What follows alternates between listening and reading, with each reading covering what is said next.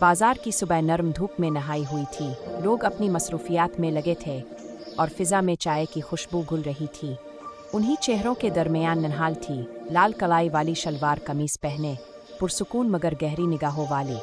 वो एक आम लड़की लगती थी मगर इसके अंदर फर्ज की चिंगारी जल रही थी।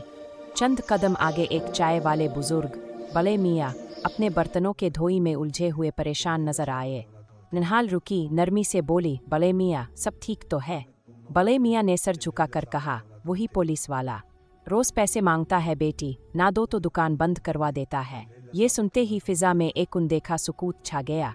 अगले ही लम्हे खाकी वर्दी में एक अफसर बाजार में दाखिल हुआ। चाल में गुरूर, आंखों में रऊनत और जुबान पर हुक्म, बड़े मियाँ पैसे दो वरना इजाज़तनामा खत्म।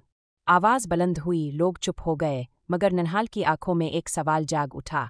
इसने धीरे से अपना बैग खोला, इसके अंदर चमकता हुआ पुलिस बीज निकाला, मेज़ पर रखा और पुरसुकून आवाज़ में कहा, मैं नन्हाल हूँ, पुलिस ऑफिसर। ये वर्दी तुम पहने हो इंसाफ के लिए या धमकी के लिए? लम्हा थम सा गया, हुआ जैसे रुक गई हो। अफसर ने तंजिया हंसी हंसी मगर अगले ही लम्हे नन्हाल ने इसका गनरबान पकड़ लिया। हरकत सुस्त मगर यकीनी थी। इसके हाथ में कानून की ताकत थी। आवाज़ में ठहराओ, ये वर्दी तुम्हारी नहीं, रियासत की है। शर्म करो इस तौहीन पर। अफसर के चेहरे का गुरूर पिघल गया, आंखों में खौफ छलकने लगा। वो हिचकिचाते हुए बोला, साहिबा मुआफ़ कर दो, मुझसे गलती हो गई। मगर नन्हाल के लहजे में रहम से ज़्यादा कानून था। लोग जमा होने लगे, किसी ने तालियां बजाईं, किसी ने कहा, वाह आज तो इंसाफ ने खुद बोल दिया। बड़े मियाँ की आंखों में शुक्रगुजारी चमकी।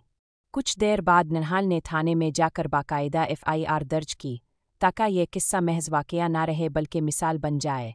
वो दस्तखत करके उठी, वर्दी दुरुस्त की और खामोशी से बाहर निकली। बाजार में लोग अब मुतमईन थे, आवाज़ें फिर से लूट आई थीं, मगर एक फ़र्क के साथ, अब वहाँ खौफ नहीं, एहतराम बोल रहा था।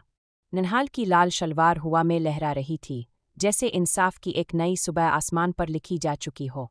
बहादुरी हमेशा शोर से नहीं पहचानी जाती, कभी कभी वो एक खामोश गिरफ्त, एक कलम का दस्तखत और एक सच्ची नीयत से ज़ाहिर होती है।